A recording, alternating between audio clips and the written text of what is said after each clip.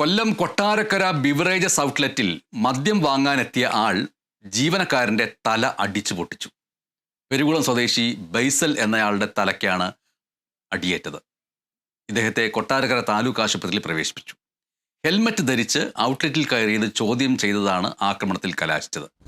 സംഭവത്തിൽ വെട്ടിക്കല സ്വദേശികളായ രഞ്ജിത്ത്, ജിൻസൺ എന്നിവർക്കായി പോലീസ് അന്വേഷണം ആരംഭിച്ചു. ജീവനക്കാരനെ ആക്രമിക്കുന്ന ദൃശ്യങ്ങൾ കേരള വിഷൻ ന്യൂസിന് ലഭിച്ചു. അത് കാണാം. എന്തായാലും ഹെൽമറ്റ് ധരിച്ചുകൊണ്ട് മദ്യം വാങ്ങാൻ എത്തിയത് ചോദ്യം ചെയ്യുകയായിരുന്നു ജീവനക്കാരൻ. ചില ലജ്ജാലുക്കളായ മദ്യപരെ സംബന്ധിച്ചിട്ടും നാട്ടുകാരോ വീട്ടുകാരോ മദ്യം വാങ്ങാൻ വേണ്ടി ക്യൂ നിൽക്കുന്നത് കണ്ടാൽ അപമാനമാണ് എന്ന് കരുതുന്നവരെ സംബന്ധിച്ചിട്ടും ഹെൽമറ്റ് ധരിച്ച് അവർ മദ്യം വാങ്ങാൻ വേണ്ടി ചെല്ലാറുണ്ട്.